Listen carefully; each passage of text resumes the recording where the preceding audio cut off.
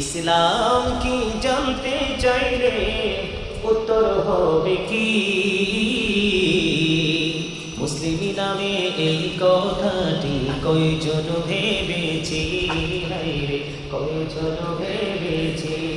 ইসলাম কি জানতে চাইলে উত্তর হবে কি? মুসলিম নামে এই কথাটি কয়জন ভেবেছি, হায়রে কয়জন ভেবেছি। আল্লাহর ইচ্ছা বান্দার প্রতি অর্জন করো নবীর খুশি। আল্লাহর ইচ্ছা বান্দার প্রতি অর্জন করো নবীর খুশি। নবীর প্রেমে গুনাহ মাফের খবর শুনেছি। মুসলিম নামে এই কথাটি কয়জন ভেবেছে, হায়রে কয়জন ভেবেছে। বলেন ইসলাম কি জানতে চাইলে, ইসলাম কি জানতে চাইলে উত্তর হবে কি? মুসলিম নামে এই কথাটি কয়জন ভেবেছে, হায়রে কয়জন ভেবেছে। আল্লাহর ইচ্ছায় কাজ করো, রাসূল প্রেমিক মুর্শিদ ধরো। বলেন আল্লাহর ইচ্ছায় কাজ করো, রাসূল প্রেমিক মুর্শিদ ধরো। দুজাহানের সুখের ভান্ডার তোমায় দিয়েছি। মুসলিম নামে এই কথাটি কয়জন ভেবেছি। বলেন মুসলিম নামে এই কথাটি। ইসলাম কি জানতে চাইলে উত্তর হবে কি? মুসলিম নামে এই কথাটি জোরে, হায়রে মুসলিম নামে এই কথাটি। যে মুর্শিদ আল্লাহর ইচ্ছায় কাজ করে যায় সর্বদাই, সেই মুর্শিদের ইচ্ছায় আমি মিশে রয়েছি। দুজাহানের সুখের ভান্ডার তোমায় দিয়েছি। বলেন দুজাহানের সুখের ভান্ডার। মারহাবা। মজা লাগছে? আমি আপনাদেরকে সুরকে ফলো করতে বলি নাই, আমি ফলো করতে বলেছি কথাগুলোকে। বুঝতে পারছেন আপনারা কিছু? যেই মুর্শিদি আল্লাহর ইচ্ছায় কাজ করে যায় সর্বদাই, সেই মুর্শিদের ইচ্ছায় আমি মিশে রয়েছি। কার কথা? বুঝতে হবে। এই তো যে সুন্দর নূর নবীজি, নামটি মধুমাখা। তুমি ছাড়া শূন্য জীবন, আমি জীবন একা। বলেন এত যে সুন্দর নূর নবীজি, নামটি মধুমাখা। তুমি ছাড়া শূন্য জীবন, আমি জীবন একা। তোমার প্রেমে গল্প আমি শুনেছি জীবন ভর। তাই তো আমার মনের ঘরে বইছে প্রেমের ঝড়। পথ যে আছি আমি, বলেন পথ যে আছি আমি, কবে দিবা দেখা? কিন্তু যে সুন্দর নূর নবীজি, নামটি মধুমাখা। পাগল পারা মনটায় আমার কাঁদিনি ঝুমরাতে। এই দুনিয়ায় পাই যদি গো পাব হাসরেতে। নেই তো কোনো ভাবনা রাসূল, তুমি যাহা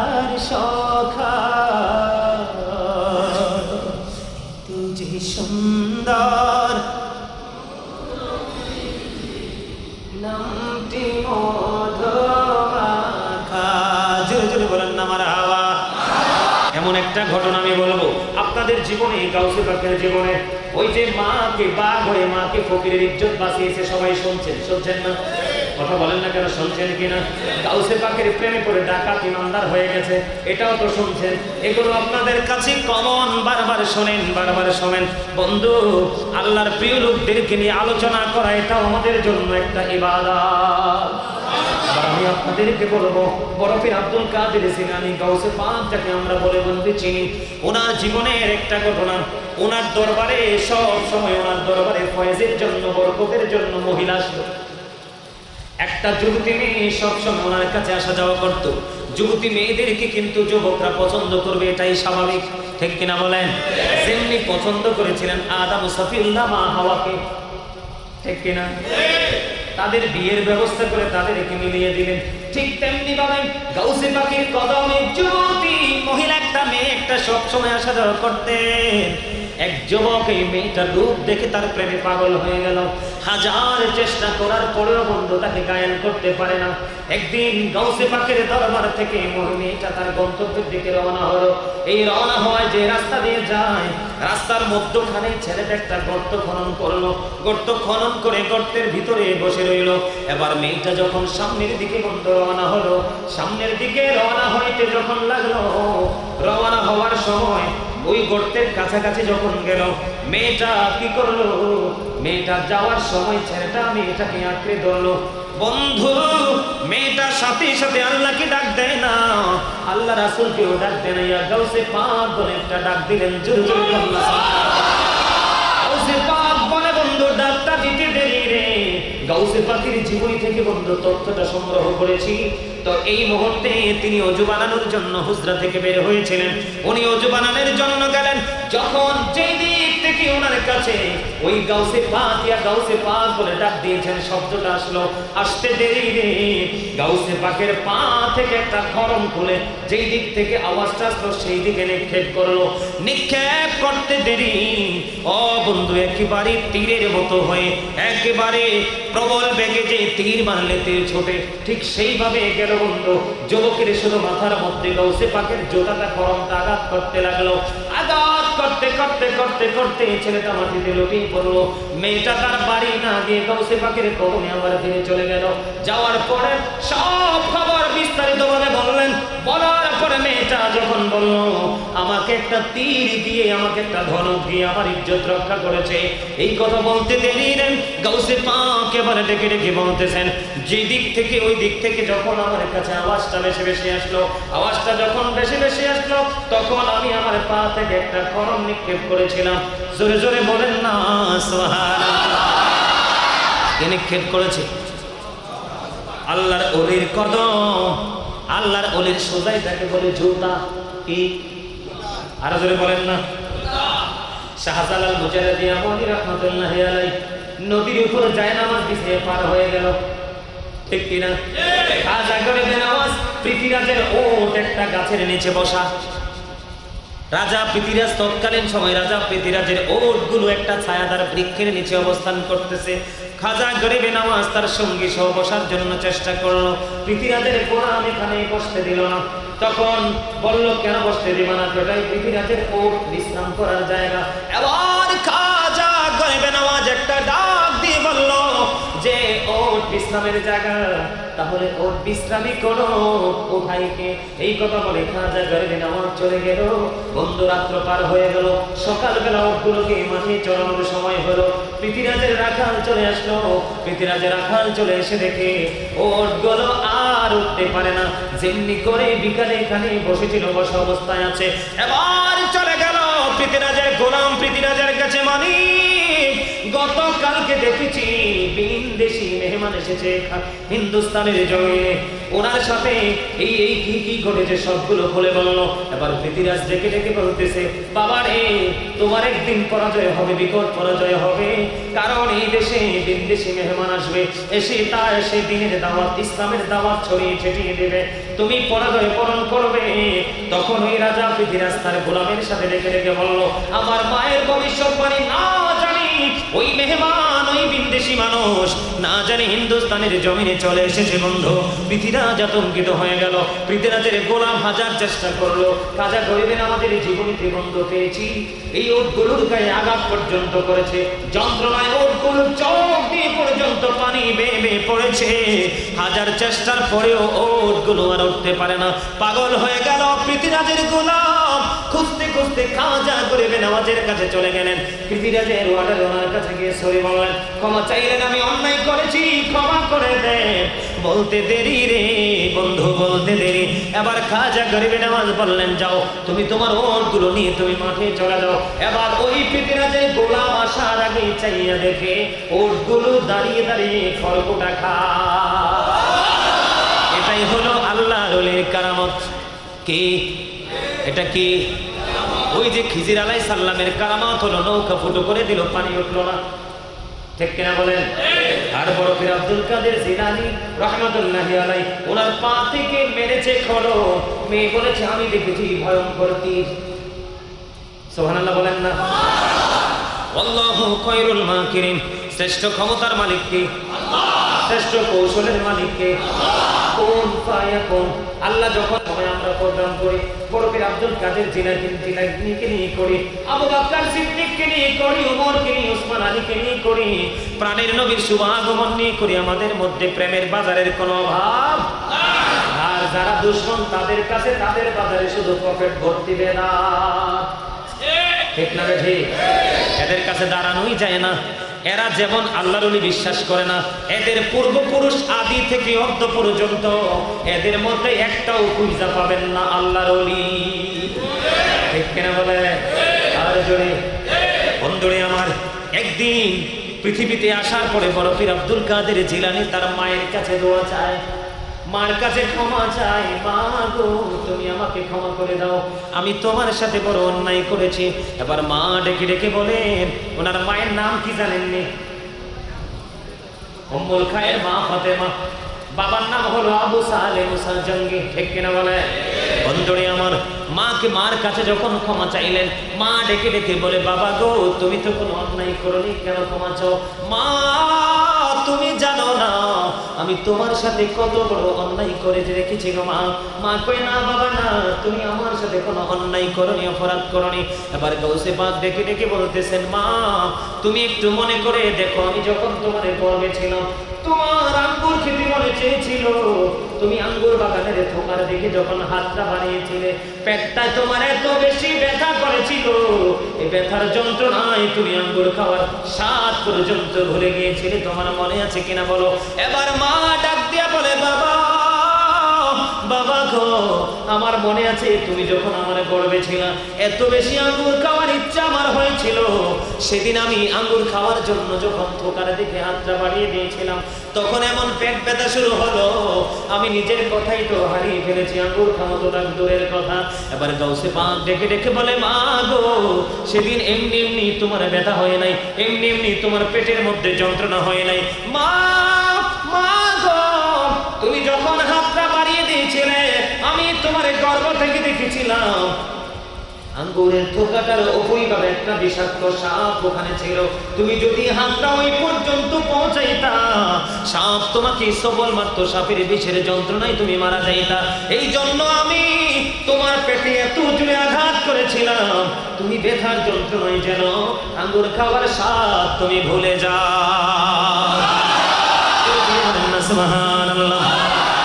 আমি জান্নাতের বাগানকে সাক্ষী করে বললাম, আপনারা এখানে কে কোন জায়গা থেকে এসেছেন আমি জানি না, আপনারা একটা জিনিস ফলো করবেন বন্ধু, পৃথিবীর ইতিহাসে যারা নবীর সাথে প্রেম করেছে, আল্লাহর ওলিদের সাথে সত্যিকারের প্রেম করেছে, একটা মানুষও বেয়াজ্জতি হয়ে পৃথিবী থেকে যায় না, ঠিক কিনা বলেন?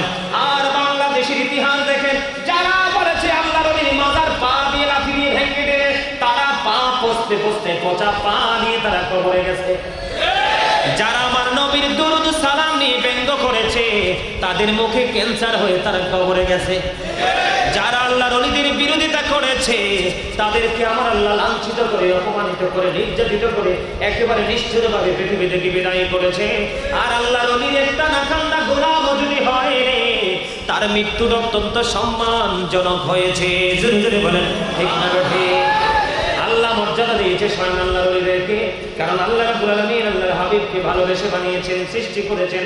আর আল্লাহর হাবিবের সাথে প্রেমের ডোরে লাগাইয়া আল্লাহর হাবিবের অর্ডারকে মানিয়া তারা আল্লাহ পর্যন্ত পৌঁছে গেছে। জোরে জোরে বলুন সুবহানাল্লাহ। গাউসে পাকের বাবা আবু সালে মুসা জঙ্গে ফল খেয়েছিল, ফলের ঋণ শোধ করতে গিয়ে এই যে এখানে একটা বিশাল প্রেমময় ঘটনা, এটাও কিন্তু আপনাদের মুখস্থ আছে, আছে না? কার কার আছে হাত তোলেন তো দেখি। ম্যাক্সিমাম লোকের আছে, হাত নামান। কারণ এগুলো তো আমরা সময় যখন আসে সময়ের সাথে তাল মিলিয়ে আমরা এগুলো আবার আমাদের শ্রোতাদেরকে, প্রেমিকদেরকে মনে করিয়ে দিই। আর মনে করিয়ে দিতে দিতে এটা তাদের ব্রেইন একেবারে সেটল হয়ে গেছে। তবে সবচেয়ে বড় মজার খবর বন্ধু, সময় তো কম হয়েছে না?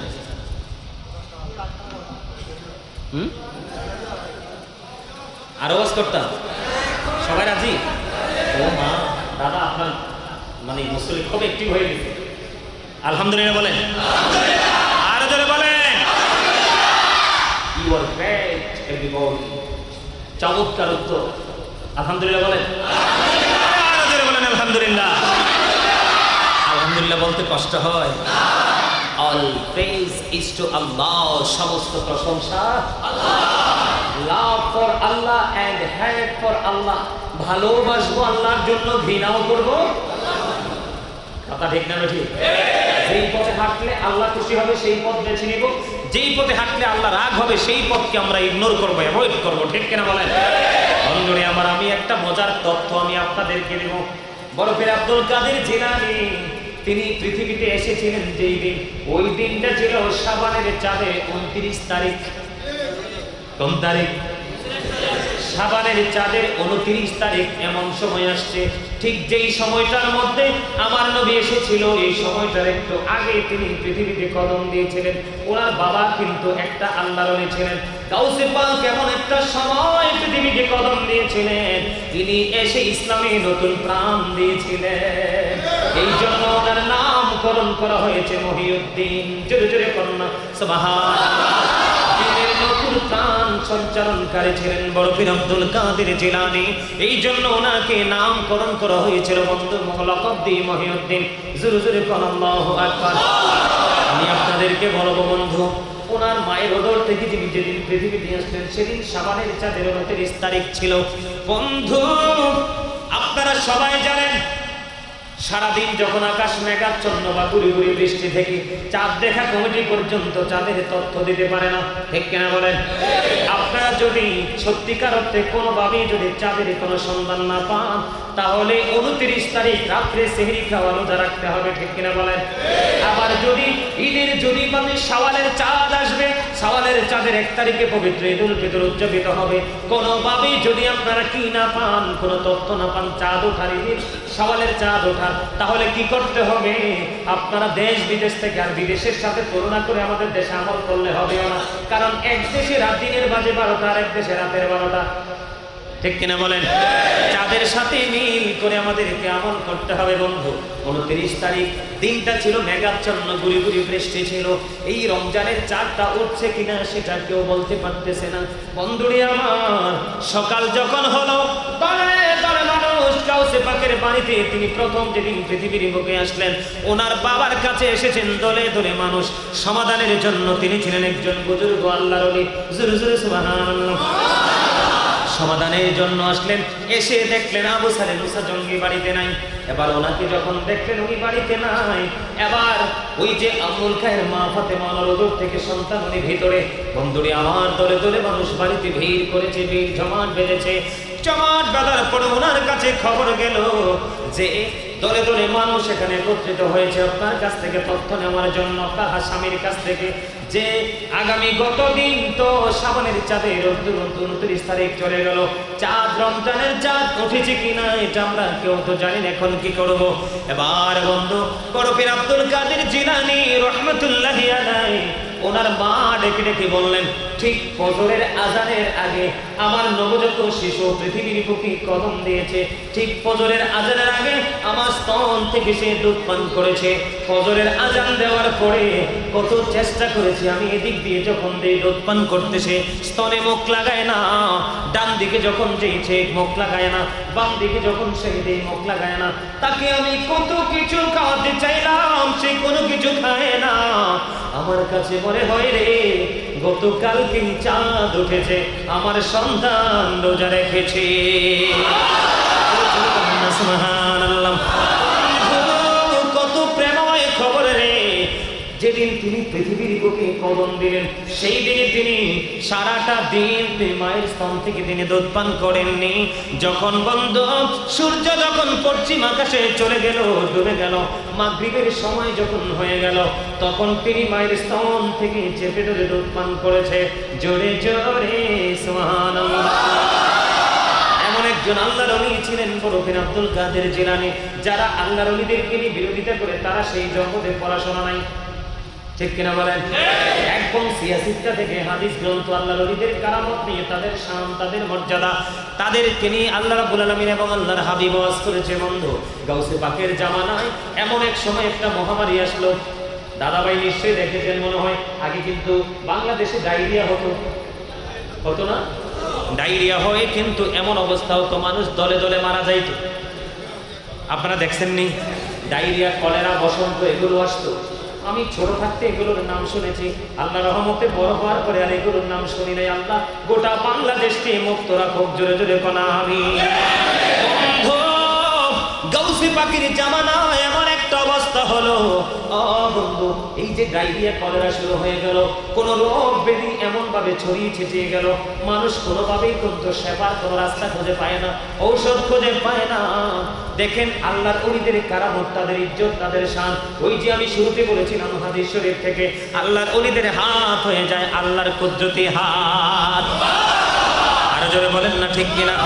এটা কি আমার বানানো কথা না, কোরআনের দলিল। আল্লাহর ওলিদের হাতের উপর থাকে আল্লাহর কুদরতি হাত। বায়াত মানে হলো অঙ্গীকারবদ্ধ হওয়া, প্রতিশ্রুতিবদ্ধ হওয়া। আল্লাহর ওলি আপনাকে যে ইনস্ট্রাকশন দেবে সেটাকে আপনি ফলো করে সামনের দিকে এগিয়ে যাওয়া।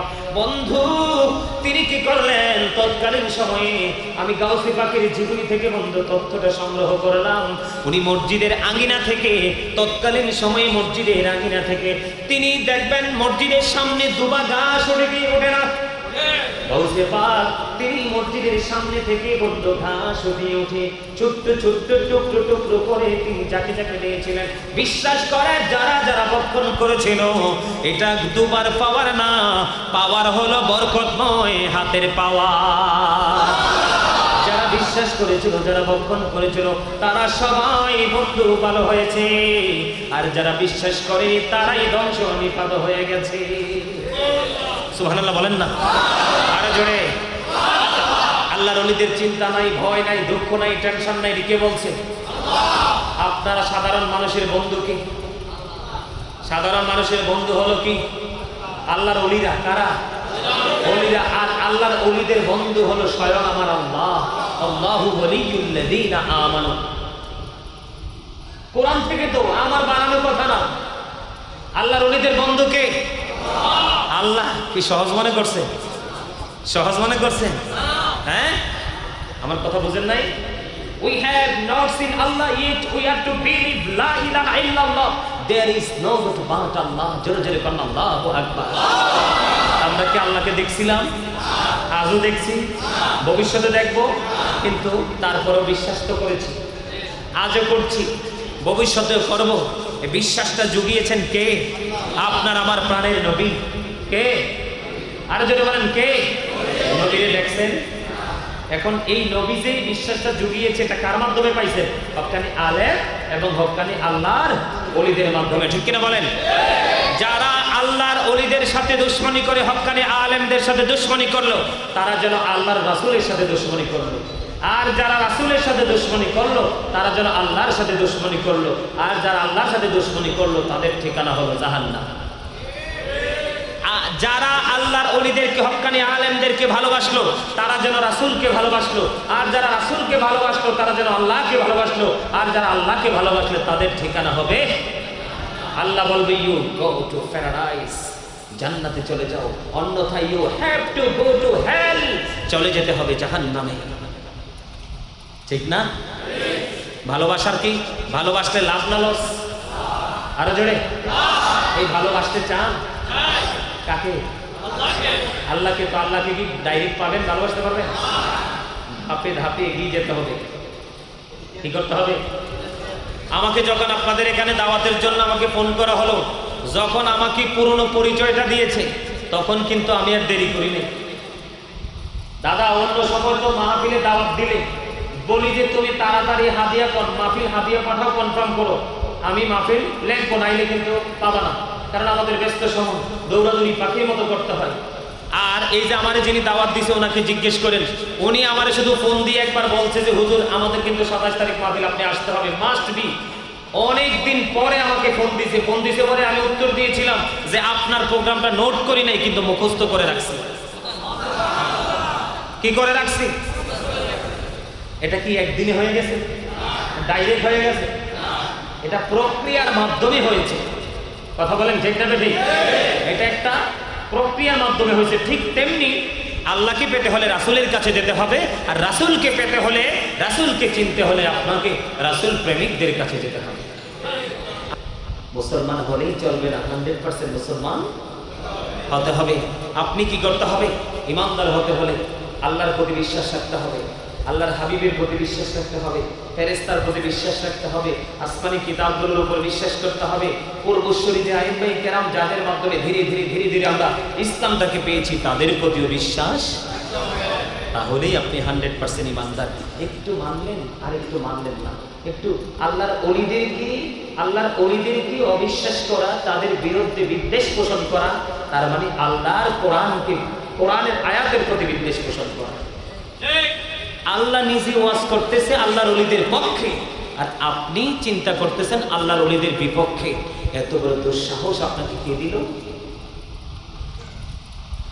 বুঝতে হবে আংশিক সরিষা পরিমাণ আল্লাহর হুকুম, আল্লাহর ওয়ার্ডার, আল্লাহর বক্তব্যকে যদি আপনি একটু সময়ের জন্য, সাম টাইম যেটাকে বলা হয়, একটু যদি আপনি কি করেন, অবিশ্বাস করেন, তাহলেই কিন্তু আপনি ধ্বংস। এতে বিন্দু পরিমাণ কোনো সন্দেহ নেই। ঠিক কিনা বলেন? আল্লাহর ওলিদের সাথে প্রেমের ডুলি লাগাবেন তো? প্রেম করতে হলে আপনারা আল্লাহর ওলির সাথে প্রেমের ডুলি লাগাবেন কি জন্য? আপনিও যেন আল্লাহর ওলি হতে পারেন। সাধারণ মানুষরা কি আল্লাহর ওলি হতে পারে না? অবশ্যই পারে। সেই পন্থা আল্লাহ রাব্বুল আলামিন আমাদেরকে শিখিয়ে দিয়েছেন। বিশেষ করে প্রত্যেকটা জুমার দিনে কমপক্ষে 80 বার দরুদ পড়বেন। কতবার? 80 বার। আল্লাহ রাব্বুল আলামিন ওই নবীর প্রেমিকের 80 বছরের সগীরা গুনাহ আল্লাহ মাফ করে দেবেন। দাইলামি শরীফের মধ্যে এসেছে হাদিসখানা, হাদিসের রাবী হলেন হযরতে আনাস রাদিয়াল্লাহু তাআলা আনহু। তিনি বলেছেন, মদিনাওয়ালার সাথে প্রেমের ডুলি লাগাইয়া কেউ যদি প্রতিদিন 1000 বার দরুদ পড়তে পারে, জান্নাত না দেখা পর্যন্ত তার মরণ হবে না। পারবেন দরুদ? পারবেন? বেশি বেশি করে নফল ইবাদত করবেন। এর মধ্যে একটা নফল ইবাদতের কথা বলি, আর অনলাইন থেকে আমার প্রত্যেকটা বিষয়ের উপর মিডিয়াতে আলোচনা করা আছে, ছোট করে হোক আর বড় করে হোক। মোস্ট ইম্পর্টেন্ট জায়গাগুলো আমি আমার বক্তব্যের মাধ্যমে আপনাদের সামনে, দর্শকদের সামনে উপস্থাপন করার চেষ্টা করি। মাগরিবের নামাজের পরে কিন্তু একটা নামাজ আছে স্পেশাল, এটার নাম কি? সালাতুল আওয়াবিন। কয় রাকাত? 2 রাকাত করে করে সালাম ফিরায়। আপনাদেরকে আমি বলি, মাগরিবের নামাজটা শেষ করার পরে প্রয়োজন ছাড়া অপ্রয়োজনীয় কোনো কথা বলবেন না। কি করবেন না? অপ্রয়োজনীয় কোনো কথা বলবেন না। যদি বিশেষ প্রয়োজন হয় তাহলে তো বলতেই হবে, তবে না বলার চেষ্টা করবেন। প্রত্যেকটা দিন যদি আপনি মাগরিবের নামাজের পরে 6 রাকাত আওয়াবিন নামাজ পড়তে পারেন অত্যন্ত আদবের সাথে, আল্লাহ রাব্বুল আলামিন আপনাকে আমাকে একবার স্পষ্ট করে আল্লাহর হাবিবের মাধ্যমে জানিয়ে দিয়েছেন, একদিনেই আওয়াবিন পড়ার কারণে ওই ব্যক্তির আমল নামে 12 বছরের নফল ইবাদতের সওয়াব দেওয়া হবে। শোনেন সম্মানিত উপস্থিতি, ফরজ ইবাদতের মাধ্যমে আল্লাহর কাছাকাছি যাওয়া যায়। কি করা যায়? আর নফল ইবাদতের মাধ্যমে আল্লাহ রাব্বুল আলামিনের মায়ার বান্দা হওয়া যায়। কথা কি বুঝে আসছে? এখন তো ম্যাক্সিমাম সময় দেখা যায় আসরের আগে সুন্নত পড়েই না, এশার নামাজের আগে 4 রাকাত সুন্নত পড়ে না। ইমাম সাহেবরা অনেক সময় ডিজিটাল আইসাই ঠিক কিনা বলেন? জুমার দিনেও দেখা যায়, এই আপনারা হয়তো জানেন না, আমার দাদাভাই আছে, উনি আমার চাইতে অনেক বিজ্ঞ, আমি কিন্তু জানি, আমি ওনার নাতির বয়সে হব। ওনারা এগুলো দিন দিন বছরের পর বছর সময়ের পর সময় কিন্তু এই বিষয়গুলোর উপরে আপনাদেরকে কি করেছেন। আমরা এতটাই পৃথিবীর লোভ লালসায় পড়েছি। তাহিয়াতুল ওযুর নামাজটা পড়ার নিয়ম কি জানেন? মসজিদে ঢুকি না বসে দাঁড়িয়ে, মসজিদে প্রবেশ করেই 2 রাকাত ওরা দেখবেন ম্যাক্সিমাম ইমাম সাহেবরাও কিন্তু ঢুকেই কি, কারণ মাস্টার থেকে না ছাত্র শিখবে, ঠিক না? এখন মাস্টার যদি অ্যাক্টিভ না হয়, স্টুডেন্ট কি অ্যাক্টিভ হবে? কথা বলেন, হবে? হবে না। সম্মানিত উপস্থিতি, আমি আসলে প্রতিদিন কালকে দিনে রাত্রে আলোচনা, আজকে কালকে রাত্রে আসছি অনেক রাত্রিতে, এরপরে আবার এই ঘুম থেকে উঠতে নামাজ টামাজ করে একটু খাইয়া আবার গেলাম জুমা থেকে আইসা ফিরে পারি নাই। আপনাদের উদ্দেশ্যের অনেক কন্টিনিউ দৌড়াদৌড়ি, তারপর আরো কিছু কথা বলবো আপনাদের সামনে, যেটা না বললেই নয়। সম্মানিত উপস্থিতি, একটা জিনিস যেটা আমাদের মাঝে সবচেয়ে বেশি এখন বিকট আকারে ধারণ করেছে, সেটা হলো মানুষের সাথে খারাপ ব্যবহার করা। কি করা? হযরত আবু হুরায়রা রাদিয়াল্লাহু তাআলা আনহু থেকে হাদিস বর্ণিত, আমার নবী বলেছেন, একজন রাসূলকে সে প্রশ্ন করলো, ইয়া রাসূলুল্লাহ, ওই মহিলাটা অনেক বেশি দান সদকা করে, ইবাদত করে, কিন্তু তার ব্যবহারে মানুষ অসন্তুষ্ট হয়, তার মানে তার আচরণে মানুষ কষ্ট পায়। আল্লাহ রাসূল বললেন সে জাহান্নামী। আরেকজন ইশারা করে রাসূলকে বললেন, ইয়া রাসূলুল্লাহ, ও তো বেশি ইবাদতও করে না এবং ও তো বেশি দান সদকাও করে না, কিন্তু তার আচরণ এত মিষ্টি, তার আচরণে মানুষের অন্তরে শান্তি আসে, তার ব্যবহারে মানুষ সন্তুষ্ট হয়। আল্লাহ রাসূল বললেন সে জান্নাতি। আল্লাহ রাসূল বললেন সে কি? তাহলে আপনি নামাজ পড়লেই হবে না, দান করলেই হবে না, পাশাপাশি আচরণটাও সুন্দর করতে হবে। এটার নাম হলো সুন্নিয়ত। এটার নাম কি? এবার আসেন, দয়া করে কথা বলবেন না, আবার বলছি, মানুষের আসল হলো তার আত্মা, দেহ নয়। চামড়ার 2 টাকার দামও তো নাই। এই পাখি বের হবে, আপনার একবার বের করলে আর ঘরে ঢুকাবে না। 8 সমান পানির মধ্যে। গত কয়েকদিন আগে কোথায় যে গেলাম, ওই যে দাফন করার জন্য আমাদের এক লোক, ভালোবাসার মানুষই ছিলেন, আমার অনেক উপকার করতেন। ফজরের নামাজ পড়ে তিনি ঘুমাইলেন, নাস্তা খাওয়ার জন্য যখন ওনাকে ডাকলেন, গিয়ে দেখে উনি মৃত্যুবরণ করেছেন। একেবারে তাজা মানুষ, একটু চামড়াটা, হ্যাঁ হ্যাঁ হ্যাঁ, যাইয়ে দেখছে, আমি যাই নাই কবরের পার, ওরা গেছে কবরটা খনন করার পরে, কবরের পার যাইয়ে দেখে কবরে পানির উপরেই কিন্তু রেখে এসেছে। বিকল্প কোনো কিছু নাই তো। সম্মানিত উপস্থিতি, আরেকটা জায়গা হলো, বলবো, আমরা এখন বেশি বেশি মানুষ থেকে খেতে পছন্দ করি, নিতে পছন্দ করি, থাকার পরেও। হযরতে কাবিসা রাদিয়াল্লাহু তাআলা আনহু রাসূলের কাছে আসলেন সাহায্যের জন্য। রাসূল বললেন, তুমি বসো, সদকার মাল আসলে তোমাকে দিব। তো সদকার মাল আসা পর্যন্ত তিনি অবস্থান করতেছেন। এর মধ্যে আমার নবী বলেছেন, 3 শ্রেণীর মানুষ ছাড়া মানুষের কাছ থেকে সাহায্য চাওয়া, ভিক্ষা চাওয়া বৈধ নয়। এর মধ্যে একদল হলো অনেক বেশি ঋণগ্রস্ত হয়েছে, ঋণ পরিশোধ করতে পারে না, যতক্ষণ পর্যন্ত ঋণ পরিশোধ করে মুক্ত না হবে ওই ব্যক্তিকে সাহায্য করা যাবে। সম্মানিত উপস্থিতি, আরেকজন হলো প্রাকৃতিক দুর্যোগ আসে না, কিছুদিন আগে হামুন আসছেন এদিক দিয়ে, 3 জন তো মারাও গেছে। প্রাকৃতিক দুর্যোগে যখন ঘর বাড়ি সবকিছু নিয়ে যায়, তখন সে দৃশ্য হয়ে যায়, ঘুরে দাঁড়ানো পর্যন্ত সে মানুষের কাছে সাহায্য চাইতে পারবে। 3 নাম্বার হলো, একটা মানুষ গরিব দুস্থ, তার কাছে কিছু নেই, তার গোত্রের 3 জন লোক সাক্ষী দিতে হবে। কয়জন লোক? 3 জন লোক সাক্ষী দিতে হবে যে হ্যাঁ, সত্যিকার অর্থে সে গরিব, তার কাছে কিছু নেই, তাকে সাহায্য করেন। সুস্থ মস্তিষ্ক প্রাপ্ত বয়স্ক 3 জন যখন সাক্ষী দেয়, তখন তাকে আপনি সাহায্য দিতে পারবেন। অন্যথায় এছাড়া আপনি যদি ইচ্ছে করে সম্পদ বাড়ানোর জন্য একবেলা আরো কারো ঘরে খাইলাম, আমার একবেলার চাল বেঁচে গেল, একবেলা তার পকেট থেকে টাকা দিয়ে নাস্তা করলাম, একবেলার নাস্তার টাকা বেঁচে গেল, এই চিন্তা করে যদি পেয়ে থাকেন, তাহলে আপনি হারাম খাবেন। এটা মানার নামই হলো সুন্নিয়ত। বন্ধুরে আমার, হযরতে সাওবান রাদিয়াল্লাহু তাআলা আনহু থেকে হাদিস কানা বর্ণিত, আমার নবী বলেছেন, তিনি বর্ণনা করেছেন, কেউ যদি প্রতিশ্রুতি দাও, কেউ যদি আমাকে ওয়াদা দিতে পারো যে তুমি কোনোদিন কারো কাছে কিছু চাইবে না, আমি নবী তোমার জান্নাতের জিম্মাদার হয়ে যাব। হযরতে সাওবান রাদিয়াল্লাহু তাআলা আনহু বললেন, তিনি বলছেন, আমি আর কোনোদিন কারো কাছে চাইবো না।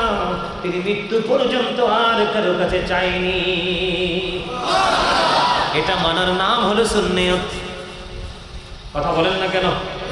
এটা মানার নাম কি? এই পাশাপাশি এই আমাদের তাকান, বুখারী এবং মুসলিম শরীফের মধ্যে সে চালকেই না বিনান নফস, প্রকৃত ধনী হলো আত্মার ধনী। অর্থের ধনীকে কখনোই ধনী বলা হয় না। বলে হুজুর এখানে কেন আসলেন? আমরা কিন্তু সুন্নিয়ত করছি, কিন্তু সুন্নিয়ত কত প্রকার কি কি জানি না। বন্ধুরে আমাদের জন্য ফয়সালা দিয়ে দিয়েছে ইসলাম অত্যন্ত চমৎকার একটা নিয়ামত। এই পাশের মানুষটা গরিব, এই পাশের মানুষটা ধনী, এই পাশের মানুষটা 10 তলা ভবন বানাবে। কয়তলা? 10 তলা ভবন বানাবে। এই ভবনের ড্রয়িং তিনি করলেন, প্ল্যান পাস করিয়ে ফেললেন। কিন্তু বন্ধু, বাড়িটা বানানোর আগে পাশের গরিব মানুষের কাছে গিয়ে একটু আপনাকে আলাপ করতে হবে। কেন গো? তার কারণ হলো আপনি 10 তলা বাড়ি বানানোর পরে আপনার সুবিধাটা যেমনি 100 বছর 50 বছরের জন্য স্থায়ী হবে, যদি আপনার এই বাড়ির কারণে দুস্থ মানুষটার অসুবিধা হয়, তার অসুবিধাটাও আপনার 70 বছরের জন্য স্থায়ী হয়ে যাবে। তোমার কোনো অসুবিধা হবে কিনা? যদি সে বলে অসুবিধা হয়, আলোচনার মাধ্যমে আপনার প্ল্যানটা চেঞ্জ করে বাড়ি বানাবেন। এটার নাম হলো বন্ধু সুন্নিয়াত। ম্যাক্সিমাম লোক এখন কি করেন? ঘুম থেকে উঠে ব্রাশ, কিন্তু আমার নবী বলেছেন আমার উম্মতের কষ্ট হবে, অন্যথায় বলতাম প্রত্যেক ওয়াক্ত নামাজের আগে মেসওয়াক করতে। ঠিক কিনা বলেন? আজকে মেসওয়াককে আমরা দূরে সরিয়ে দিলাম, ব্রাশকে হাতে নিলাম। ঠিক কিনা বলেন? এটার নাম সুন্নিয়ত নয়। এখানে অনেক ছেলেরা জিন্স প্যান্ট পরে আসছে। জিন্স প্যান্টের চরিত্র কি ছোট না বড়?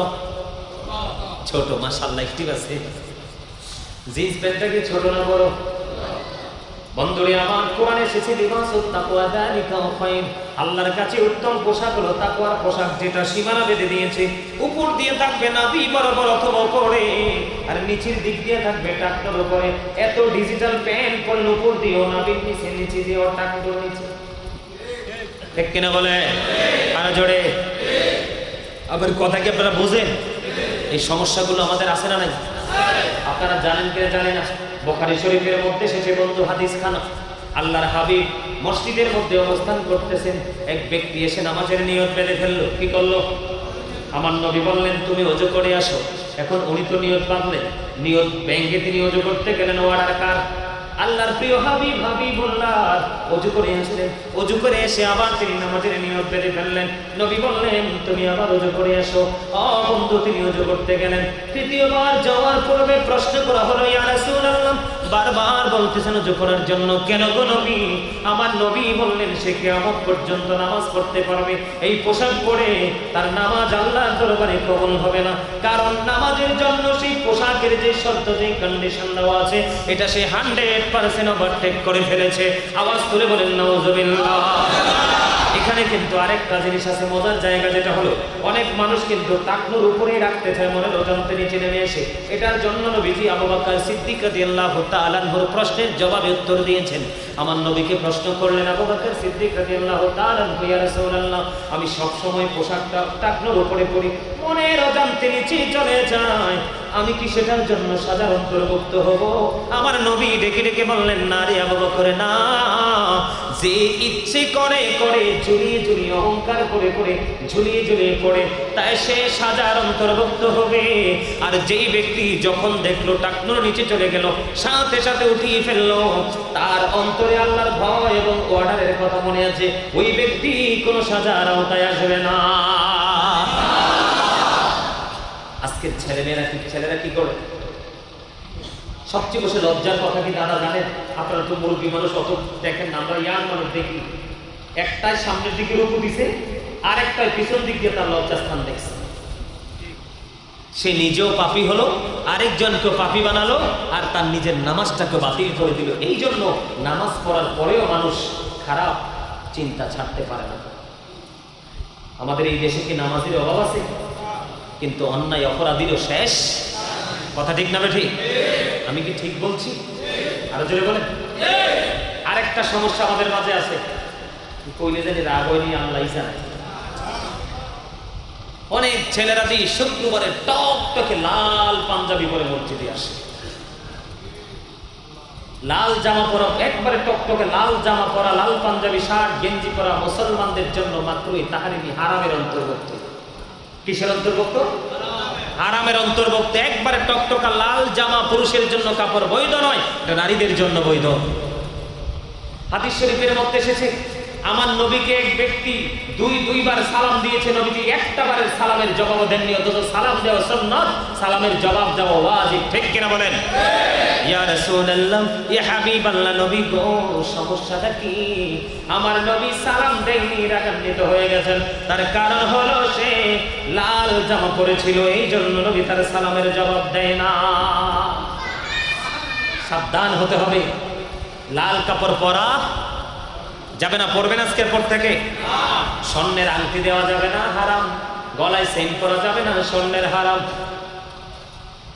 আমরা সুন্নিয়ত করি, দাদা এত অপরাধ করার পরে জান্নাতের আশা করা সম্ভব? নবীকে পাওয়া সম্ভব? এই যে এখানে ম্যাক্সিমাম ছেলেরা দাড়ি রাখছে ইহুদি স্টাইল।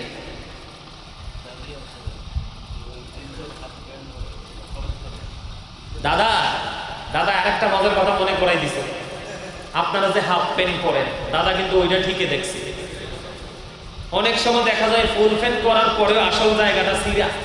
একটা দৌড়ছি ওই দিন, দাদা আমি কই, এই বেটা তুই যে সিরা প্যান্টটা কিনছ, দোকানদারি কি সিরা টাকা দিছ?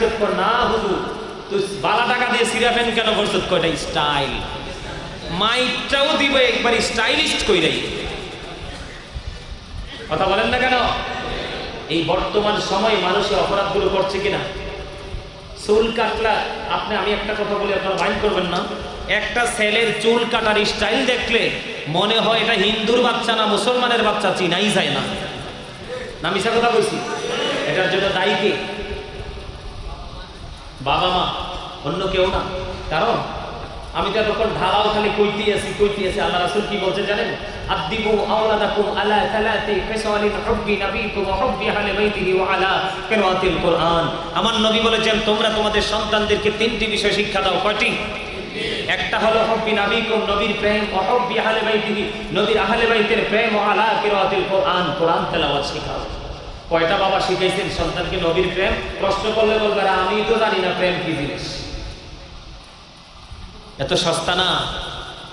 Every parent should take care their children very carefully। প্রত্যেকটা পিতামাতার উচিত সন্তানের দায়িত্ব পালন করা। আর আমরা সন্তান হিসেবে উচিত we should obey our parents। আমাদের প্রত্যেকের উচিত আমাদের পিতামাতাকে মান্য করা। এই সমস্যা আছে না নাই? কথা বলেন না, আছে না নাই? বর্তমান যুব সমাজ ধ্বংস হয়ে যাচ্ছে। মদ, গাঁজা, ইয়াবানি। মদ খাই কিনা? হিন্দুদের পূজায় যাই কিনা? এই দেশে কয়টা হিন্দু আছে? কিন্তু হিন্দুদের পূজার দিন কিন্তু মুসলমানরা ছদ্মবেশে পূজা মণ্ডপে যায় প্রসাদ খায়। অথচ আল্লাহ ওয়াজ করতেছে, ইন্নাল কাফিরিনা কানু লাকুম আদুওয়াম মুবিনা। আল্লাহ বলতেছেন, the heretics are the eternal enemy of the believers. ঈমানদারদের প্রকাশ্য শত্রু হলো বেঈমান কাফিরেরা। আজকে দেখেন সাদা সাদা কুকুরগুলো, ইহুদি নামক কুকুরগুলো ফিলিস্তিনকে নির্বিচারে পাখির মতো হত্যা করছে। তাদের অবকাঠামোগুলো সবগুলো ধ্বংস করে দিচ্ছে। এটাই হলো ইহুদিদের বেঈমান কাফিরদের চরিত্র। ঠিক কিনা বলেন? আপনারা কেন বোঝেন না? হিন্দু, খ্রিস্টান, বৌদ্ধ ধর্মের স্রষ্টা হলো শয়তান। কে?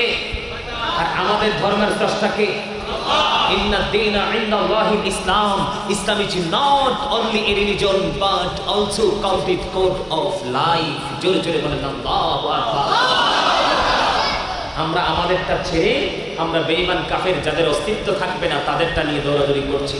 আমাদেরকে ফলো করার কথা ছিল বেঈমান কাফেরেরা। আর আজকে আমরা মুসলমানের বাচ্চা হয়ে ইহুদি নাসারাদেরকে ফলো করছি। এটা আমাদের জন্য এত বড় লজ্জা। নবীজির সামনে দাঁড়াইবার কোনো ক্ষমতা থাকবে না, নবীজির সুপারিশ পাওয়া তো থাক দূরের কথা। মদ গাঁজা খায় না আপনাদের সমাজের ছেলেরা? খায়নি? এটাকে বালা জিনিস?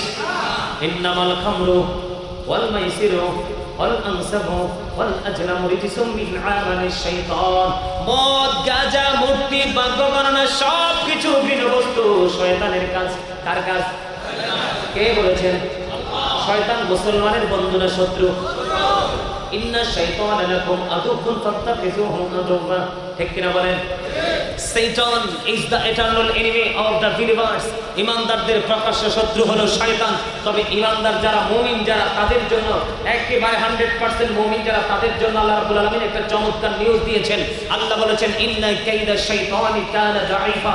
আল্লাহ বলেছেন, শয়তান ডিসিপশন ইজ ভেরি উইক। শয়তানের ধোঁকা মুমিনের জন্য একেবারে দুর্বল। হাজার চেষ্টা করলো মুমিনকে শয়তান গায়েল করতে পারে না। জোরে জোরে কন্যা সুবহানাল্লাহ। মদ খাবে? হযরত আলী রাদিয়াল্লাহু তাআলা বলেছে, কোন সমুদ্রের মধ্যে, কোন দরিয়ার মধ্যে যদি একটা ফোঁটা মদ পড়ে, কয় ফোঁটা? একটা ফোঁটা মদ যদি পড়ে, দরিয়ার পানি শুকিয়ে যদি যায়, শুকানোর পরে যদি কোনো ঘাস জন্ম হয়, আমি আমার পালিত পশুগুলোকে ঘাস খাওয়াবো না। ওই দরিয়ার উপরে যদি বিশাল বড় মিনারা তৈরি করা হয়, আমি আলী কোনোদিন মিনারায় দাঁড়িয়ে আজান দিব না। আলীর পাওয়ার আছে না নাই? জানেননি খবর?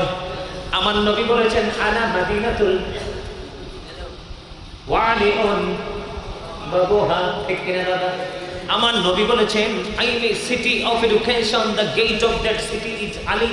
আমার নবী বলেছেন, আমি হলাম শিক্ষার শহর, আর সেই শহরের দরজা হলো আমার আলী। জোরে জোরে বলুন সুবহানাল্লাহ। সেই আলী রাদিয়াল্লাহু তাআলা আনহু বক্তব্য দিয়েছে, দাম আছে না নাই? ওনার সুযোগ্য দুই সন্তান শাহজাদা দুইজন, ইমাম হাসান, হুসাইন, এদের সম্পর্কে আমার নবী কি বলেছেন? আল হাসান ওয়াল হুসাইন সাইয়্যিদা শাবাবি আহলিল জান্নাহ। আমার নবী বলেছেন, Imam Hasan and Hussain are the leader of younger people in Jannah. আমার নবীজি চমৎকার ভাবে বলেছেন, জোরে জোরে বলুন সুবহানাল্লাহ। এর এই যুবকের দল, যদি ইমাম হাসান হুসাইনকে যদি ভালোবাসতে পারো, তারা হবে তোমাদের জান্নাতে তোমাদের লিডার। সুবহানাল্লাহ কয় না? ওয়াজ করতেছি আমি, আর দুর্বল হয়ে পড়ছেন আপনারা, তাই না? দুর্বল হন নাই? হয়েছে না? আলহামদুলিল্লাহ বলেন। তাহলে তাদের দাম আছে না নাই? আমি আপনাদেরকে এক্সাম্পল স্বরূপ ছোট ছোট ভাবে এগুলো মনে করিয়ে দিচ্ছি। পূজায় যাওয়া যাবে, মদ খাওয়া যাবে, রাশি গণনা করা যাবে, এগুলো কার কাজ? কে বলেছেন? সাবধান হতে হবে। এগুলো করার পরে যদি আমরা বলি সুন্নি জামাত করি, হইব? সুদ খাওয়া আছে না নাই আপনাদের সমাজে? আছে। হযরত আবু হুরায়রা রাদিয়াল্লাহু তাআলা আনহু থেকে হাদিস বর্ণিত, সুদের ৭০টা স্তম্ভ, এর মধ্যে ৭০ নাম্বারটা হলো, যে ব্যক্তি সুদ খাইলো সে যেন তার মাকে বিবাহ করলো। কোন সন্তান পারবে তার মাকে বিবাহ করতে?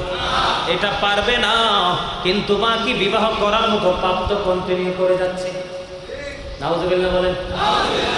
এমনি করে করে করে করে প্রত্যেকটা জায়গা আমরা নোংরা করে ফেলেছি, অথচ আমরা বলি আমরা সুন্নি জামাত। কোন জামাত? আর জোরে আছে না? না ভুল বলছি? সম্মানিত উপস্থিতি, একজন আলেমের সাথে প্রেম মানি আপনি ইসলামের রঙে রঙিন হওয়া, তার আদর্শটাকে আপনার অন্তরে জায়গা করে লালন করে বাস্তব জীবনে বাস্তবায়ন করা, এটাই হলো প্রকৃত প্রেম। একজনকে ভালোবেসে গিফট করা, এটা প্রেম নয়। আমার কথা কি আপনারা বুঝতেছেন? বুঝে আসছে? তবে রাসূলের প্রেমের চাদরে আপনাদের আবৃত করতে চাইবে আলেমরা, তাদের সাথে বেশি বেশি করে সময় দিবেন। যারা এখন তো আমাদের দেশে কত মৌলবী বেরিয়েছে, তো নবীরে দাঁড়ায় সালাম দিলে কইবে না। আল্লাহ সূরা ফাতির 9 নম্বর আয়াতে বলতেছেন, অত আজিরহু অত ওয়াক্কিলহু। আল্লাহ বলতেছেন, help him and respect him, তোমরা আমার হাবিবকে সাহায্য করো এবং সম্মান করো। আছে না দাদা? তো সম্মান আমরা তো রাসূলকে দাঁড়াইয়ে সম্মানই করছি। রাসূল কি মরে গেছে? তো তুমি বলো রাসূলের দাঁড়াইয়ে সালাম দিলে দোষ বেদাত। তোমার আপন স্বজন তো মারা গেলে বিসমিল্লাহি ওয়া আলা মিল্লাতি রাসূলিল্লাহ বলেই রাখো। কার হাতে লাশ রেখে আসছো? রাসূলের হাতে। তো মরার কাছে কি মরা রাখা যায়? কোন লাভ হইল? আল আম্বিয়াউ আহিয়াউ ফি কুবুরিহিম ইউসাল্লুন। নবী রাসূলরা তারা তাদের আপন আপন রওজায় জিন্দা, তারা নামাজরত অবস্থায়। তাহলে জীবিত অবস্থায় যেহেতু আছে, আমাদের নবীকে সালাম কি দিলে নবী পায় না, জানে না? নবীর কাছে পৌঁছে না? অবশ্যই পৌঁছে। আপনারা কি নবীকে নূর বলেন না মাটি বলেন? কে কে আছেন নবী মাটি? হাত তোলেন তো। নবী মাটি, আপনারা হাত তোলেন। এই যে দেখেন, আপনারা কিন্তু আমার কাছে ধরা পড়ে গেছেন। আমি সকালবেলা বললাম, বিকাল আসার আগে আপনারা ভুলে গেলেন। বলে কেমনে? আমি কিন্তু কালকের মাহফিলে দাদা এই কাজটা করছেন, দেখি তার কথাটা একটি।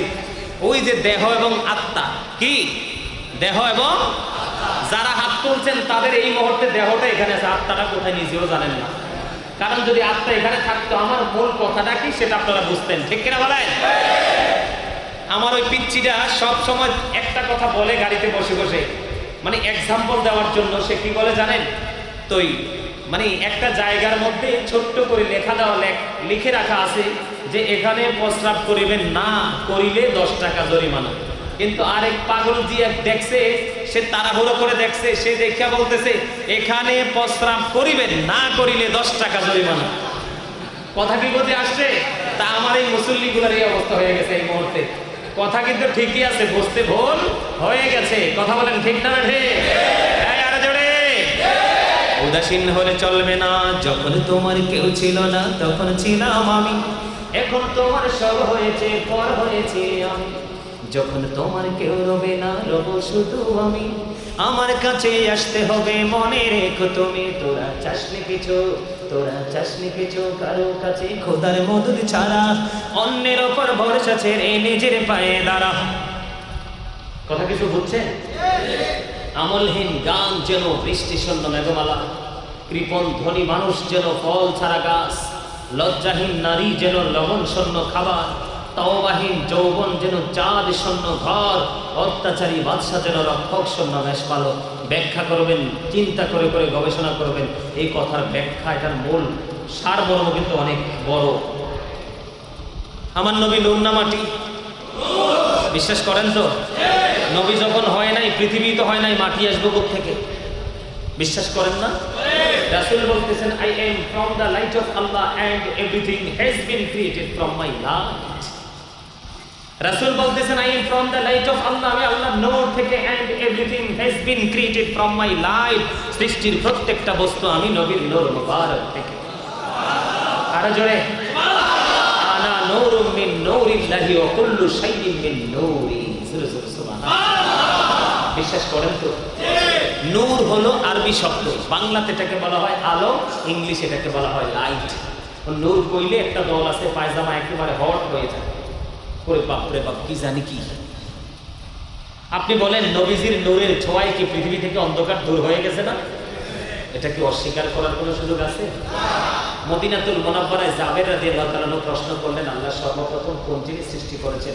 তখন আমার নবী উত্তর দিয়েছেন। ডক্টর আহমদ পেয়ারা বাগদাবী অত্যন্ত চমৎকারভাবে, উনি যখন প্রফিটস লাভ নবীর প্রেম একটা কিতাব লিখেছেন, খুব চমৎকারভাবে তিনি শুরু থেকে শেষ ফার্স্ট টু লাস্ট পর্যন্ত একদম এ টু জেড কমপ্লিটলি রাইটিং এর মাধ্যমে তিনি শেষ করেছেন ইংলিশের মাধ্যমে।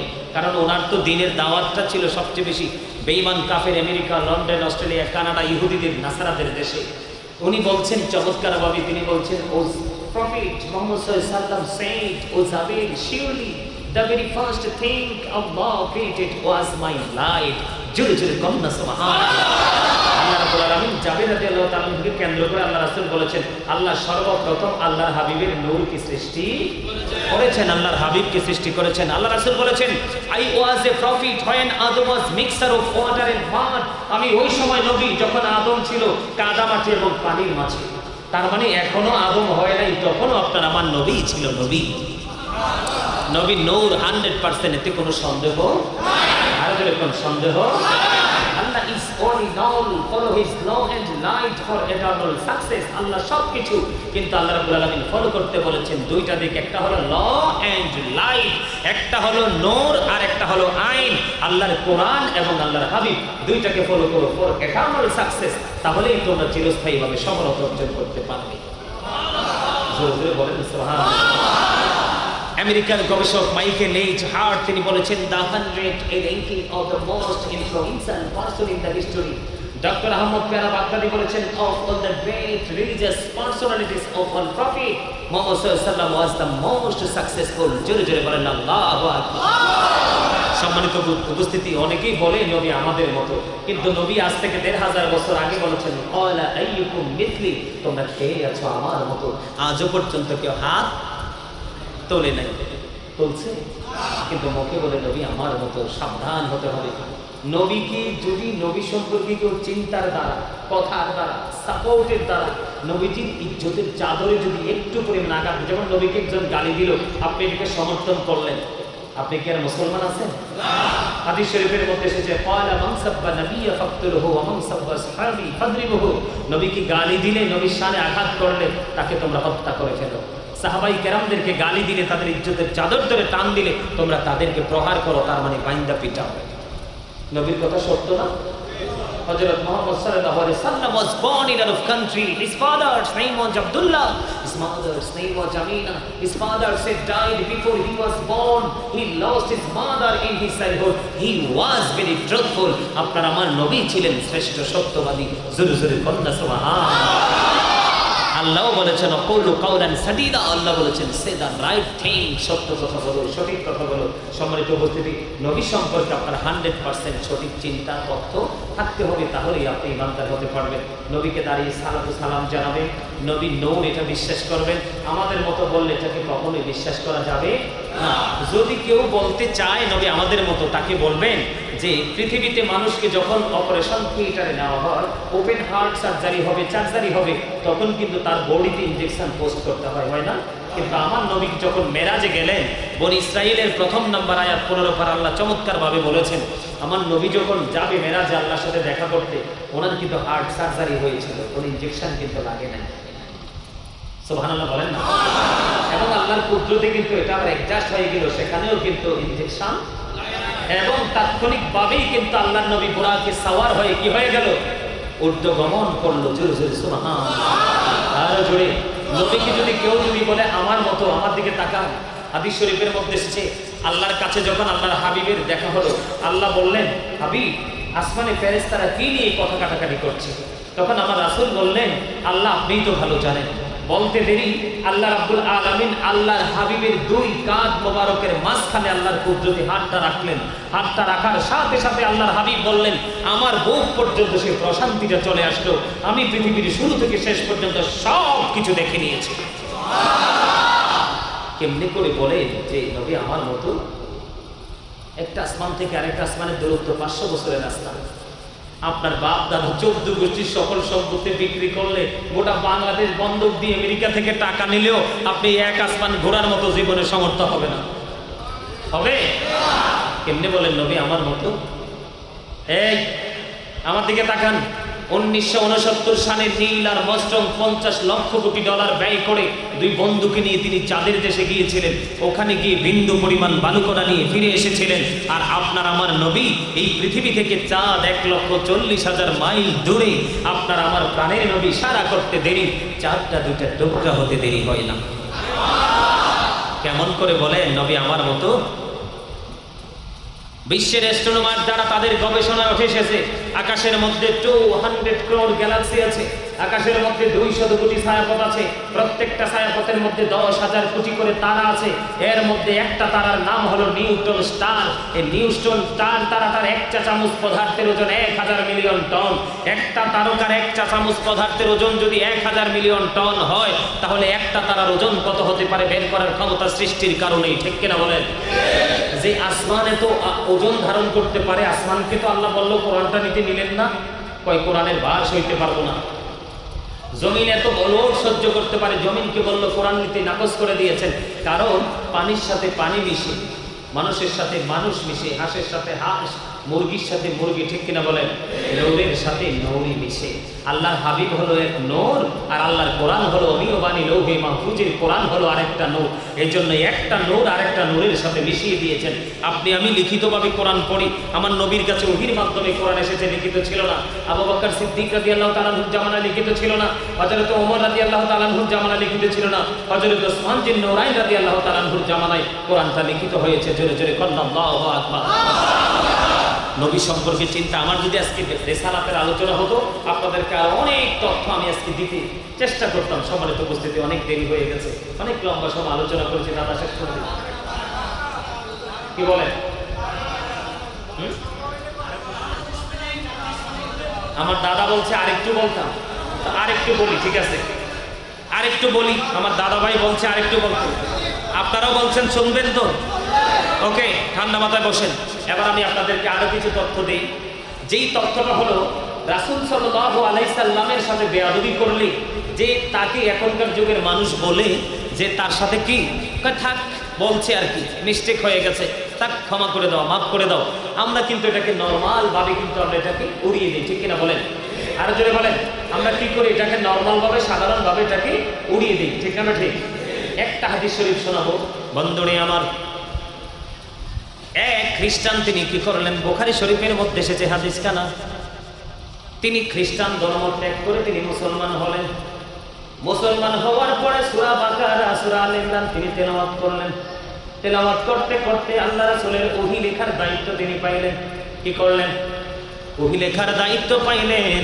ওহী লেখার দায়িত্ব পাওয়ার পরে বন্ধু ওহী লিখলেন, কিন্তু তিনি আবার পরে একটা সময় এসে তার ধর্মে ফিরে গেল এবং মানুষের কাছে অপপ্রচার করতে শুরু করলো যে নবী মুহাম্মদ যেইটুকু লিখে দিতাম সেইটুকুই জানতো, তার বেশি জানতো না। জোরে জোরে নাউজুবিল্লাহ। এটাকে কিন্তু তিনি বলতেছেন, অন্যরা কি করতেছেন? সাপোর্টও করতেছেন। বন্ধু দেখতে দেখতে দিন শেষ হয়ে গেল, হায়াত বন্ধু ফুরিয়ে গেল। হায়াত যখন শেষ হয়ে গেল উনি মৃত্যুবরণ করলো। আপনারা দেখছেন নি ব্রিটিশ দ্বিতীয় রানী এলিজাবেথ যে মারা গেছে, লন্ডনের প্রধানমন্ত্রী, আরো আগে দেখছেন নি মাটি দিছে কেমনে? দেখছেন নি? অনেক দামি কাঠ দিয়ে, চন্দন কাঠ দিয়ে বন্ধু কফিন বানিয়ে মাটিতে রাখলো।